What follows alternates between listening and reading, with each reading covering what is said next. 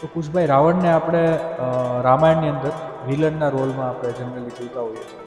તો રાવણનો સાચો અર્થ શું છે?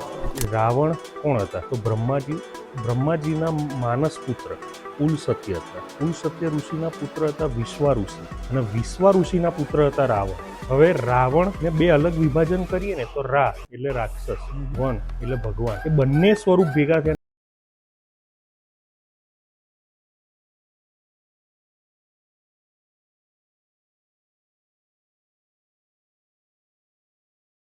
કરી હતી શિવ તાંડવ સ્તોત્ર. રાવણે બધા ગ્રહને છે ને બાંધી દીધા હતા, ઇવન શનિદેવને પણ. રાવણ ભક્તિવાળા તો હતા, પણ અહંકાર અખૂટ હતો, જેની ખોટ થાય એવો જ નહોતો.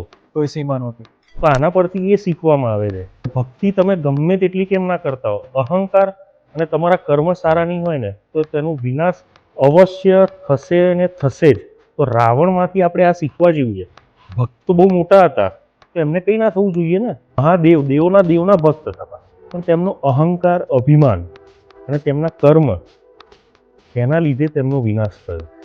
અને કેમ રામના જ હાથે.